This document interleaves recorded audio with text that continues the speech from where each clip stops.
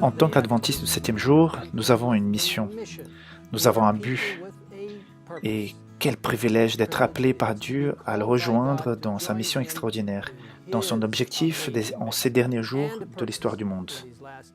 Ces derniers mois, nous avons vu à quelle vitesse les événements mondiaux peuvent changer, presque du jour au lendemain.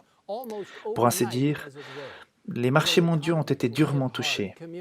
La vie communautaire et les entreprises ont presque cessé. Bien sûr, nous avons également assisté à des grandes pertes de vies humaines.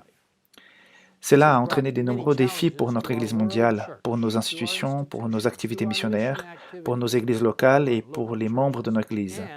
À tous les niveaux, nous avons dû prendre des décisions très difficiles concernant le financement du personnel. Mais la bonne nouvelle, c'est que nous servons un Sauveur qui est ressuscité et qui est toujours avec nous dans le monde d'aujourd'hui. Malgré les incertitudes et les craintes qui nous entourent, Dieu continue à diriger son Église. Nous savons que nous pouvons envisager l'avenir avec confiance et certitude. Les paroles du prophète Joël ont été écrites il y a plusieurs siècles dans des circonstances différentes, mais d'une certaine manière, elles étaient très similaires. Dans le texte avant sa prophétie, Joël décrit l'image choquante d'une terre en deuil face à l'attaque des sauterelles et à la peste, ainsi que la douleur des animaux, l'assèchement des rivières et le désespoir des agriculteurs. Il est dit dans Joël 1,12, « La joie a cessé ». C'est la représentation poignante d'une terrible souffrance. Mais ensuite, au chapitre 21, nous lisons ces mots de grande espérance. « Terre, n'aie pas peur, sois dans l'allégresse. Et réjouis-toi, car l'Éternel fait des grandes choses. » Aujourd'hui, en 2020, nous pouvons également nous débarrasser de la peur et nous réjouir, car nous savons que le Seigneur fera de nouveau des grandes choses, tout en voyant la prophétie s'accomplir et le retour du Christ s'approcher.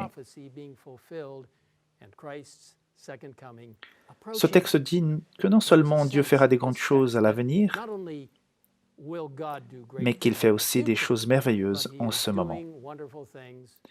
Et aujourd'hui, je veux vous assurer que sous sa direction, l'Église de Dieu avance et que le Seigneur continue à faire des grandes choses.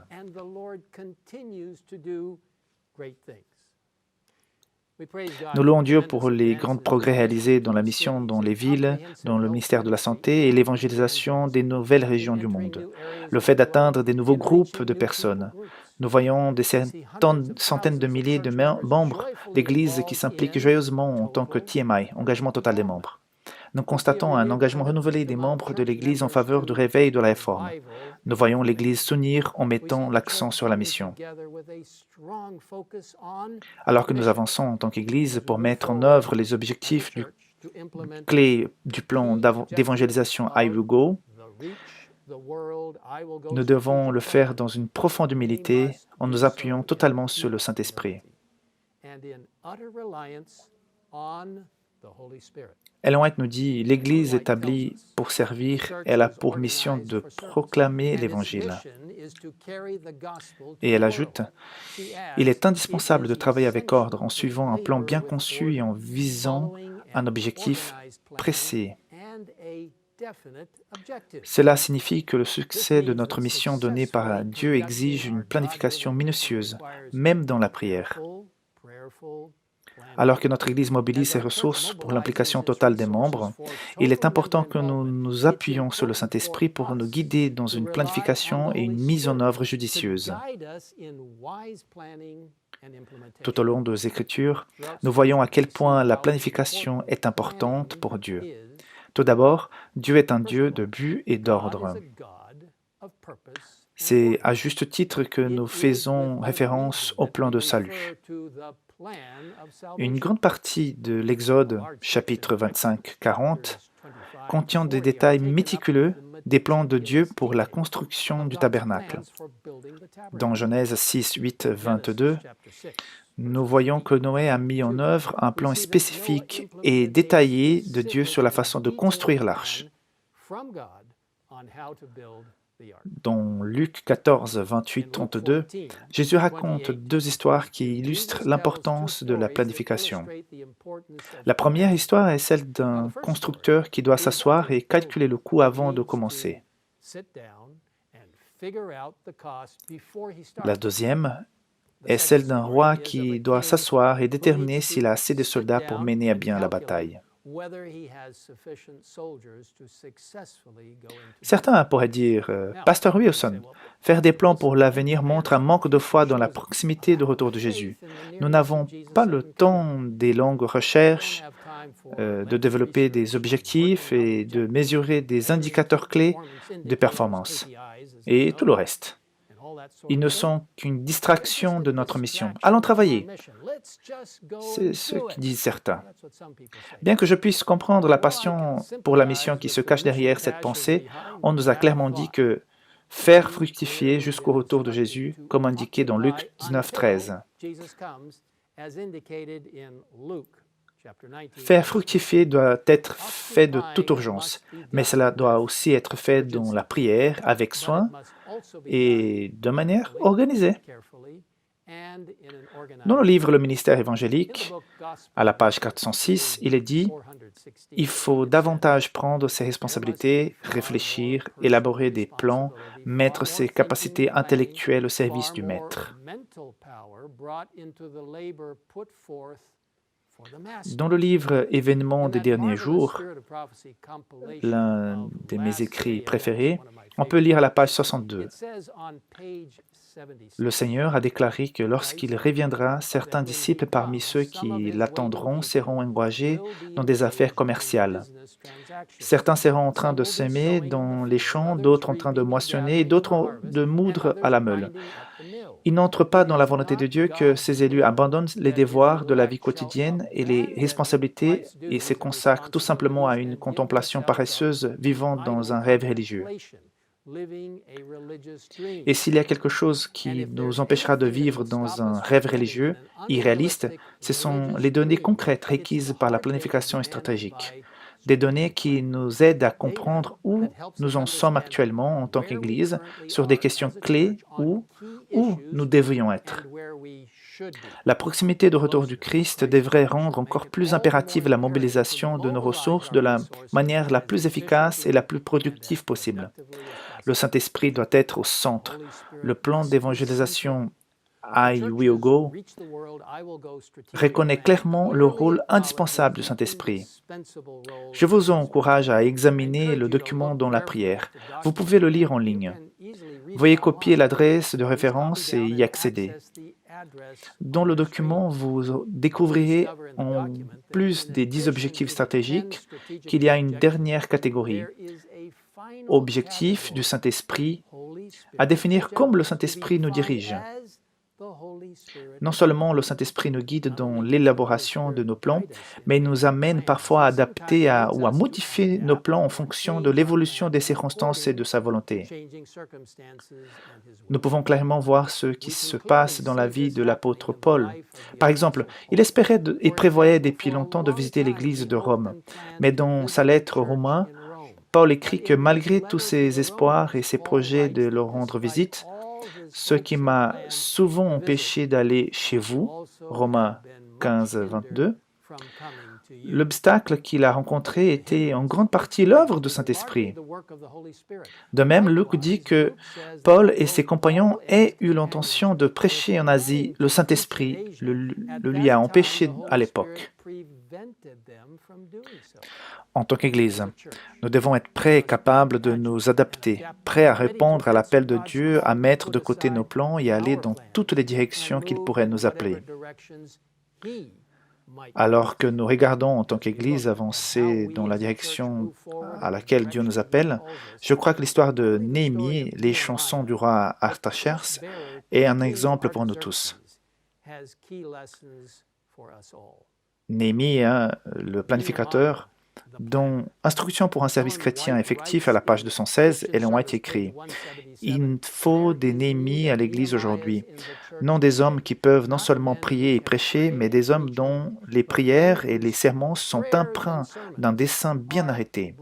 La direction suivie par ce patriote hébreu, dont l'application de ces projets doit être celle qu'ont adoptée les pasteurs et les dirigeants. Lorsqu'ils ont élaboré leurs plans, ils doivent les présenter à l'Église de manière à susciter à la fois son intérêt et sa collaboration. Les membres doivent comprendre ces projets et s'associer à leur réalisation. Ils auront alors un intérêt personnel dans leur prospérité. La réussite qui couronna les efforts de Néhémie montre ce que la prière, la foi et une action sage et énergique sont capables d'accomplir. La foi vivante pousse à une action énergique. Examinons les points clés du plan stratégique de Néhémie. Rechercher, collecter les données. Néhémie a interrogé Hanani et d'autres hommes sur la situation à Jérusalem et appris le traumatisme auquel les Juifs restants étaient confrontés en Judée, ainsi que les murs détruits de la ville. Plus tard, il a personnellement inspecté les murs.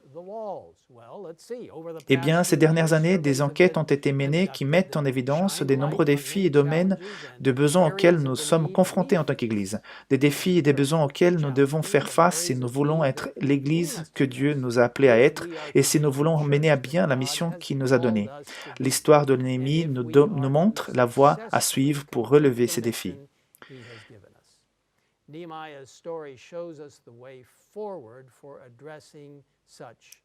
Priez pour la situation en question. Néhémie a d'abord prié Dieu pour qu'il le guide dans la façon de gérer la situation à laquelle il était confronté.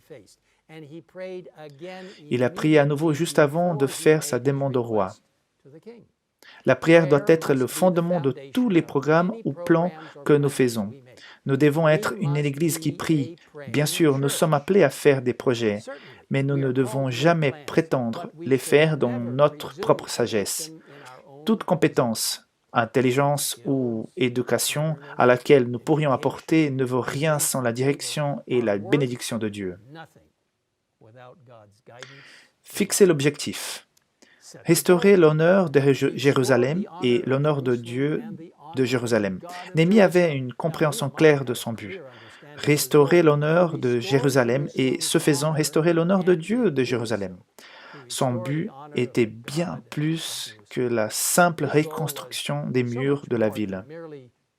Tout comme Néhémie a clairement compris son but, nous devons nous aussi comprendre clairement notre but et notre objectif en tant qu'adventistes du septième jour. Le but ultime du projet AUGO se reflète dans la déclaration de mission officielle des adventistes du septième jour. Faire des disciples de Jésus-Christ vivant comme ses témoins aimants et proclamer à tous les hommes l'évangile éternel du message des trois anges en préparation de son retour.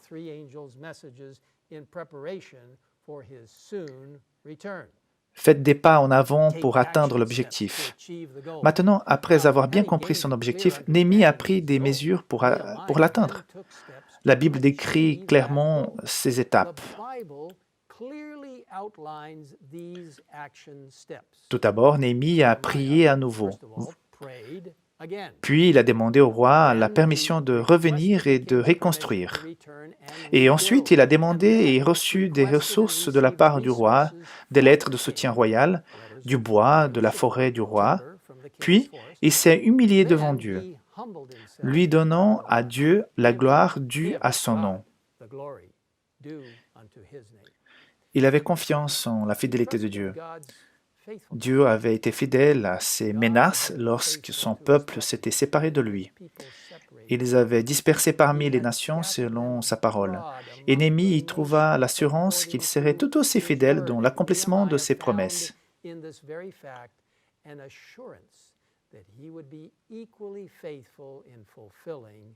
Les responsables ont commencé à construire. Puis, ils ont aidé les pauvres en annulant leurs dettes et ont cessé de faire payer des intérêts. Puis, il a aidé Esdras à restaurer la loi de Moïse. Enfin, il a mis fin au mariage d'hommes juifs avec des femmes étrangères. Examinons les étapes d'action du projet AUGO. L'objectif spirituel numéro 2, tout comme Némi a franchi plusieurs étapes importantes pour atteindre son but, le projet IUGO divise notre objectif et stratégique en tant qu'Église en 10 objectifs clés. Il énumère également plusieurs indicateurs clés de performance qui nous aident à mesurer nos progrès dans la mise en œuvre des principales mesures clés pour atteindre notre objectif. En raison du temps limité, nous ne pouvons examiner que quelques objectifs. Le premier est l'objectif 6, qui est l'un des 3 objectifs spirituels clés.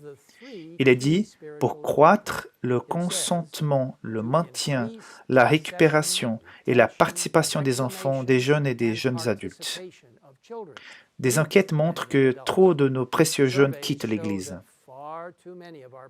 Bien sûr, même un seul jeune qui quitte l'Église, c'est déjà trop. Cet objectif est une invitation à les atteindre, à les garder et à les récupérer. Écoutons le témoignage du pasteur Kirk Thomas, directeur des ministères personnels et du département de l'école de sabbat, ainsi que des missions et de l'évangélisation pour l'Union britannique. J'ai donné ma vie au Christ à 25 ans.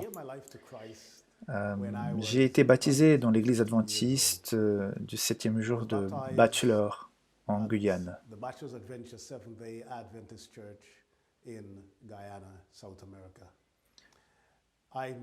Je n'ai jamais manqué un service de culte. J'étais toujours présent. Environ 1 an et demi après mon baptême, je me suis senti découragé. Je n'étais pas malade, juste découragé.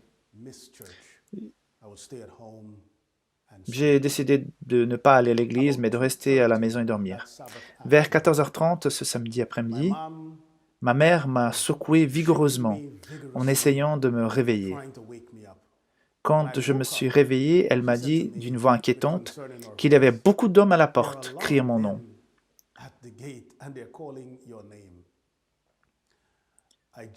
Je me suis levé, je suis allé vers la fenêtre et j'ai regardé dehors.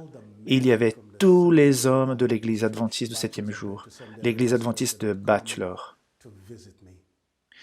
Ils étaient venus me visiter. Je leur avais manqué à l'église. Et ils étaient préoccupés pour moi. Je n'ai jamais manqué un service de culte.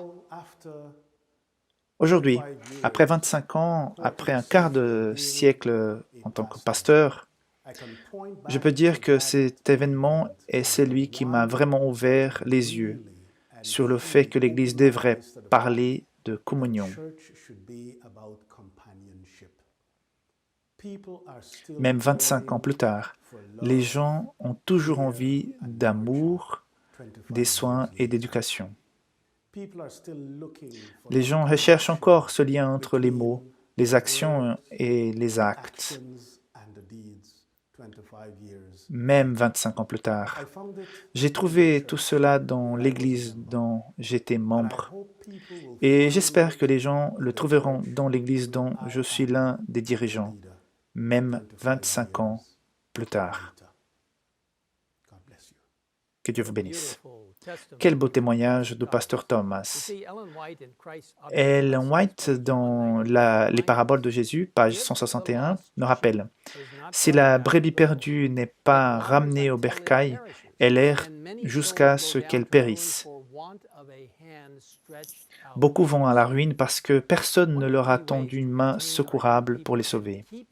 L'un des principaux moyens de garder nos jeunes, de mettre en contact avec l'Église et de les faire participer au service et à la mission par le biais d'initiatives telles qu'une année missionnaire et des services bénévoles adventistes. C'est pourquoi la participation des membres est si importante.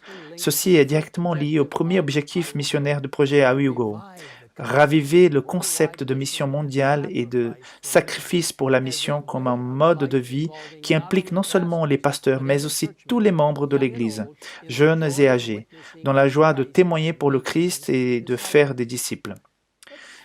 Voilà l'expérience de quelques jeunes volontaires du projet One Year in Mission, servant dans le centre d'influence à Santiago, Chili. Je serais déjà morte parce que j'ai essayé plusieurs fois de me suicider. Je ne pouvais pas penser à l'avenir, je ne pensais qu'au présent et à ce qui me tourmentait. Je pensais à me tuer. Profondément déprimée, Consuelo abandonne sa foi en Dieu. Elle a essayé de recommencer à zéro, de s'inscrire à l'école d'infirmière, essayant de faire quelque chose de différent de sa vie, mais son passé était accablant partout où elle allait. Un jour, après une classe, un professeur a remarqué que quelque chose n'allait pas et lui a parlé de centre d'influence locale.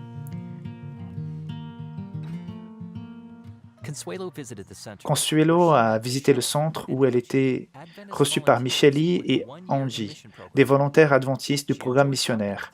Elle a apprécié de parler avec eux et a décidé de suivre un cours de portugais qui lui a été proposé. Au fil du temps, Consuelo s'est liée d'amitié avec les volontaires. Dans ce que j'ai vu, comment ils se sont comportés, ce qu'ils ont dit, tout ce qu'ils ont fait, j'ai senti la présence de Dieu en chacun d'eux. Dans les volontaires adventistes qui étaient ici, j'ai vu cela. Chaque fois qu'il revenait au centre, il avait l'impression que ses blessures profondes étaient en train de se cicatriser.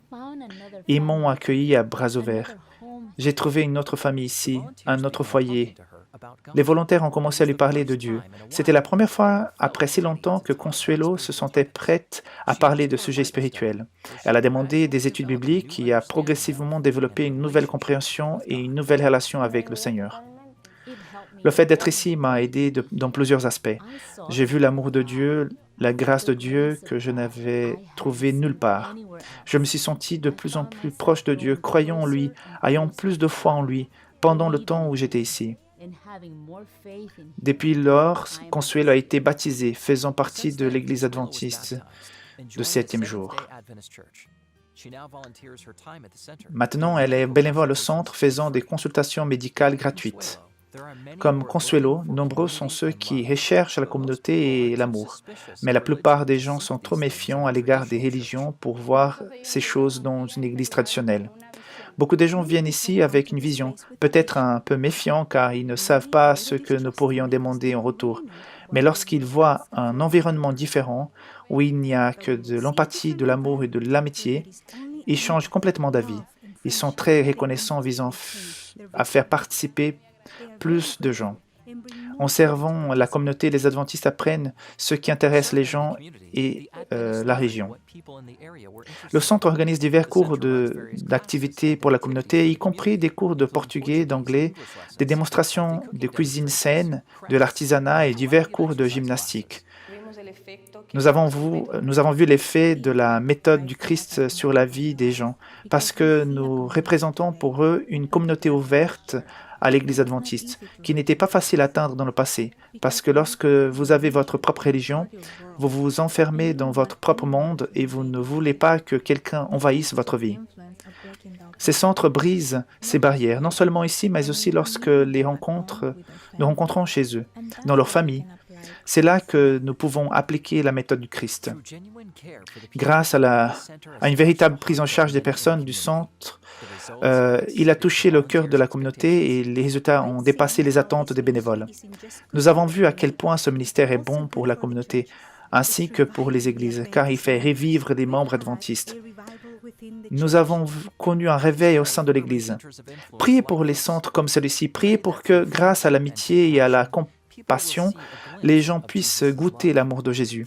Merci de nous aider à transformer la vie des autres grâce à vos dons pour un projet de mission mondiale comme celui-ci. Quelle bénédiction d'avoir des jeunes dynamiques et dévoués. Dieu soit loué. Je ne saurais trop insister sur l'importance vitale de s'engager dans le service de la mission. C'est aussi vital pour notre vie spirituelle que l'exercice l'est pour notre physique. Ellen White a raconté une histoire fascinante. Un jour d'hiver, un homme avait terriblement froid et s'est effondré dans la neige, prêt à mourir. Mais alors qu'il était allongé dans la neige, il a entendu les cris d'un voyageur qui se trouvait à proximité. Instinctivement, il s'est senti obligé de l'aider. Il a tendu la main et a commencé à frotter les membres gelés de l'homme, essayant de lui redonner la vie. Ellen White écrit « Il s'est mis à réchauffer les membres glacés de l'infortuné et par des rudes efforts, réussit à le relever. Comme son compagnon ne pouvait pas se tenir debout, il l'empoigna et le porta à travers les couches de neige qu'il n'aurait jamais pu franchir tout seul. Et lorsqu'il eut réussi à mettre son semblable en lieu sûr, il devint aussitôt conscient du fait qu'en sauvant son prochain, il s'était sauvé lui-même. Vous voyez, en s'occupant de son compagnon, il a fait circuler le sang dans ses veines, retrouvant ainsi ses forces. Dans le meilleur chemin, un autre de mes textes préférés, et je l'espère des vôtres, elles ont été écrits. Le seul moyen de croître en grâce, c'est de faire avec dévouement l'œuvre dont le Seigneur nous a chargés. Travailler dans la mesure de nos forces, au bien de ceux qui ont besoin de nous.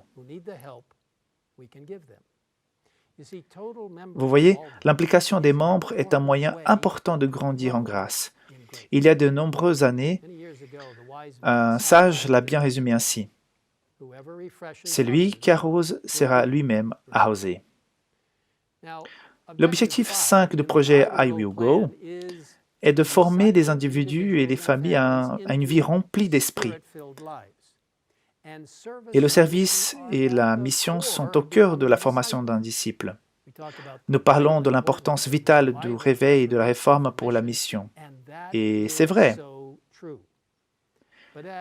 Mais comme le souligne l'histoire de l'homme de la tempête de neige d'Ellen White, c'est une véritable vie spirituelle profonde que le réveil et la réforme passent aussi par la mission. Les vies remplies d'esprit ne sont pas le fruit du hasard. Jésus dit à ses disciples, « Si quelqu'un veut être mon disciple, qu'il renonce à lui-même et qu'il charge de sa croix et qu'il me suive. » Nous devons cultiver notre vie spirituelle. Nous devons nous immerger dans sa parole. Nous devons prendre du temps pour la prière.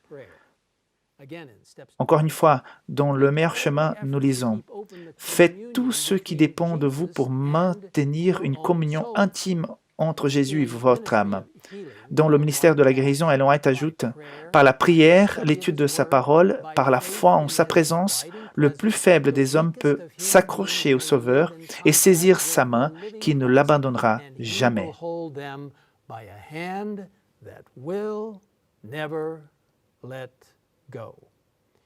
En tant qu'individu et en tant que famille, être un disciple du Christ avec une vie pleine d'esprit implique plusieurs dimensions d'engagement. Il s'agit d'être engagé dans le service et la mission. Cela implique de passer du temps à prier et à étudier la Bible, écouter et parler avec Dieu, l'adorer. Prier, c'est ouvrir à Dieu son cœur comme on le ferait à son plus intime ami. Cela prend du temps. Elle se déroule dans le cadre d'un culte communautaire à l'église, des réunions de prière et des petits groupes. Elle a lieu dans le cadre du culte familial quotidien. Et cela doit avoir lieu dans le temps que nous passons individuellement avec Dieu dans la prière et dans la lecture de sa parole. Mais cela doit avoir lieu si nous voulons avoir une vie remplie d'esprit en tant que ses disciples. L'un des plus grands privilèges et responsabilités est de nourrir spirituellement nos familles en développant des habitudes d'adoration quotidienne, en nous engageant à servir les autres, en poursuivant une famille chrétienne. Tout cela a été lié à l'objectif numéro 7, aider les jeunes et les jeunes adultes à mettre Dieu à la première place et adorer et à donner l'exemple d'une vision biblique du monde. Comment y parvenir ? Bien entendu, l'école du sabbat et les services religieux jouent un rôle important. Il en va de même pour les écoles adventistes du 7e jour, et j'invite instamment toutes les familles adventistes qui peuvent à inscrire leurs enfants dans une école adventiste du 7e jour. Mais le lieu le plus important pour former une vision biblique du monde est la famille. Par le culte familial, par la création d'habitudes spirituelles personnelles, par le dialogue et par l'exemple donné à nos enfants. Et n'oublions pas la puissance du deuxième livre de Dieu, la nature. Ellen White écrit: il faudrait encourager les enfants à chercher dans la nature les éléments qui illustrent les enseignements de la Bible. Et voici une belle histoire qui montre comment le passe-temps de l'apiculture a renforcé les principes bibliques de la dîme et du service chez un garçon de 10 ans en Australie. Un jeune entrepreneur de 10 ans a créé une entreprise dans son jardin et a fait don de ses premiers bénéfices à une œuvre de bienfaisance. Je m'appelle Finn et je vis sur la Gold Coast et je suis apiculteur. Je possède un chien et quelques milliers d'abeilles.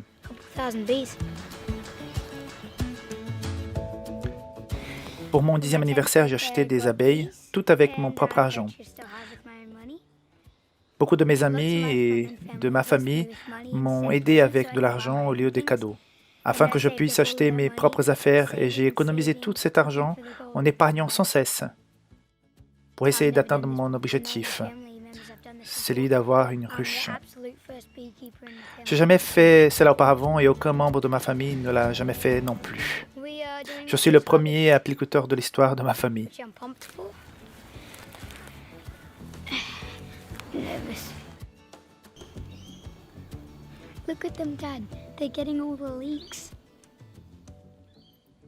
Ça, c'est délicieux. Je vais donner mon premier pot de miel à Dieu. Donc, vous avez le miel, Dieu et l'argent. J'ai décidé de donner l'argent de ce miel à un projet au Malawi.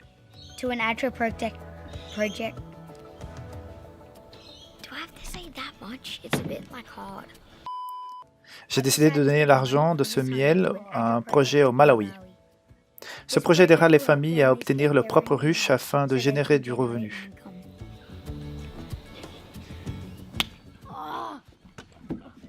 Combien de fois pensez-vous que nous avons fait cela? Je pense que moi, mes abeilles et ma ruche pouvons changer le monde.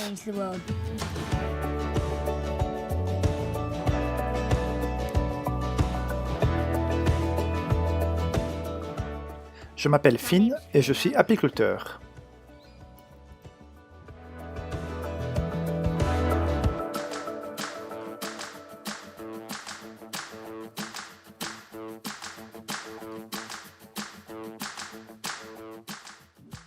Quel beau témoignage de Finn et ses abeilles fantastiques. J'ai vraiment apprécié. Nous devons nous concentrer sur l'objectif. L'une des erreurs les plus courantes en matière de planification stratégique consiste à confondre ces phases d'action avec l'objectif. Il serait facile de supposer, par exemple, que l'objectif de Néhémie était de reconstruire les murs de Jérusalem. En effet, comme nous l'avons vu, la reconstruction des murs n'était qu'une étape, une action vers le but de restaurer l'honneur de Jérusalem et l'honneur de Dieu de Jérusalem.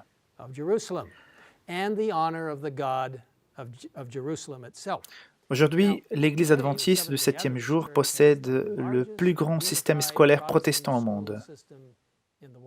Mais nous ne gérons pas les écoles juste parce que nous aimons les gérer.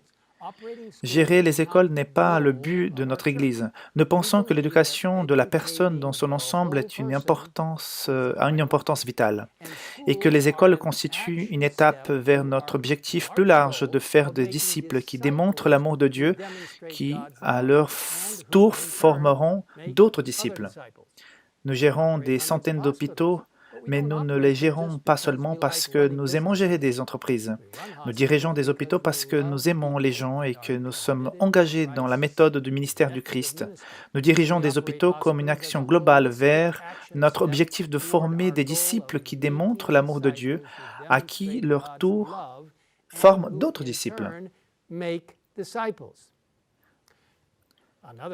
Un autre bel objectif de notre projet d'évangélisation IEGO est de construire sur le rocher, qui ne sera que le fondement de notre action. Si le fondement est constitué de nos idées et de nos plans, ce dont nous venons d'imaginer en comité, il se fondera en un instant. En Matthieu 7, 24 à 27, Jésus raconte l'histoire de bâtisseur sage et insensé. Le constructeur insensé construit sa maison sur le sable. Puis la pluie tombe, les vagues se lèvent, le vent souffle. Et la maison? Sa ruine a été grande, au verset 27. Mais le sage construit sa maison sur le rocher. Il fait face à la même pluie, aux mêmes vagues, au même vent, mais sa maison, elle ne s'écroule pas parce qu'elle était fondée sur le roc. Et qu'est-ce que c'est le rocher? Jésus et ses enseignements, toutes nos ressources, tous nos programmes, tous nos projets, toutes nos initiatives, nous devons tous nous ancrer avec force à Jésus, notre rocher.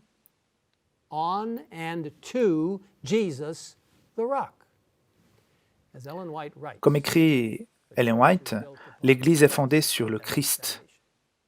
Le projet I Will Go reconnaît qu'avec le fondement de Jésus, le rocher, et avec la direction du Saint-Esprit, nous sommes pleinement autorisés à aller. Et qu'est-ce qui nous motive? Une fois de plus, Ellen White nous dit, l'amour doit être le principe de l'action. Il est l'essence même du gouvernement divin sur la terre et dans les cieux. Jésus dit, c'est à cela que tous reconnaîtront que vous êtes mes disciples, si vous avez de l'amour les uns pour les autres. Et comme Paul le dit dans 2 Corinthiens 5, 14, c'est l'amour du Christ qui nous presse. Beaucoup ont grandi en entendant les histoires de Fernando et Anna Estao, pionniers des missionnaires adventistes du 7e jour en Amérique du Sud.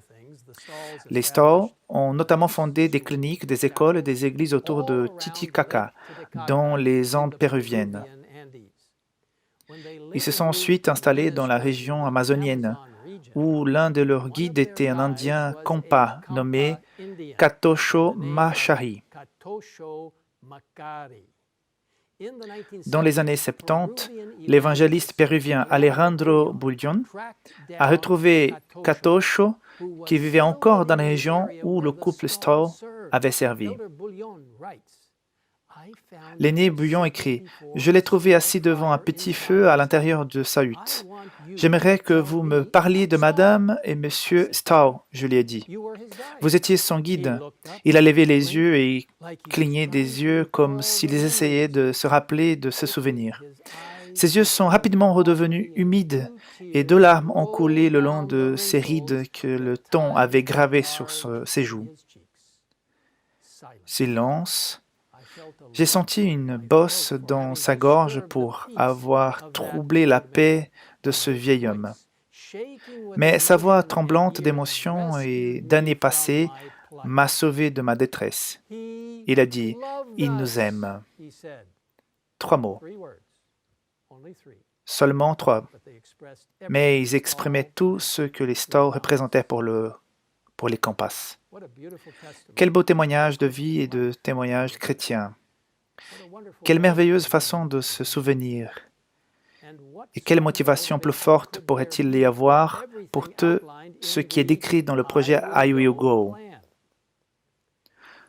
Au début des années 1920, l'Église adventiste du 7e jour a été confrontée à une crise.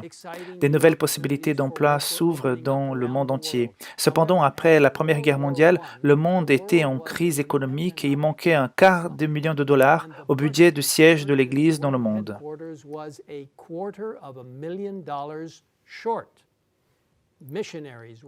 Les missionnaires risquaient de devoir être rappelés chez eux. La dénomination avait soigneusement planifié et avait prié avant d'envoyer des missionnaires dans le monde entier, un engagement financier énorme.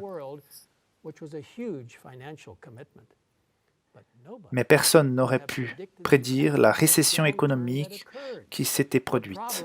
Le problème était à l'ordre du jour du Conseil d'automne de la Conférence générale de 1922. Les délégués se sont réunis et ont prié. Finalement, ils ont adopté un plan pour demander aux membres de l'Église de sacrifier 1 semaine de salaire dans une offrande spéciale. Malgré la situation financière difficile, les 208 771 membres de l'Église se sont réunis et ont donné un tiers de million de dollars. Le don moyen pour chaque membre de l'Église en Amérique du Nord équivalait à 6 jours de salaire.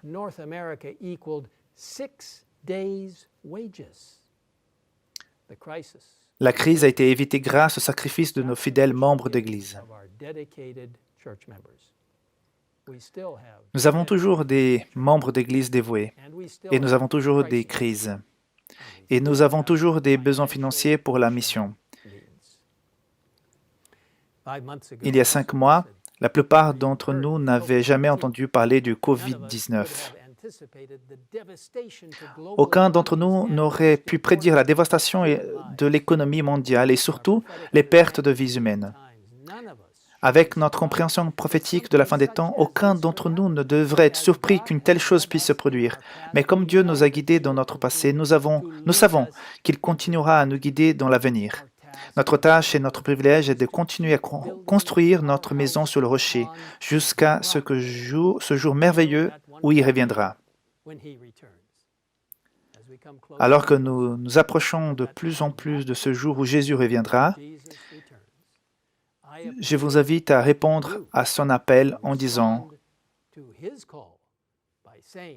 Je vais aller proclamer le message des 3 anges. Je vais aller former des disciples. Je vais aller être ton témoin. Je vais aller partager la parole de Dieu. Je vais aller proclamer ton retour. Je ferai de ce plan d'évangélisation I Will Go mon plan personnel sous la direction du Saint-Esprit. Par la grâce de Dieu, je vais aller parce que j'aime le Christ, sa parole, le message des 3 anges, et je veux le revoir revenir bientôt.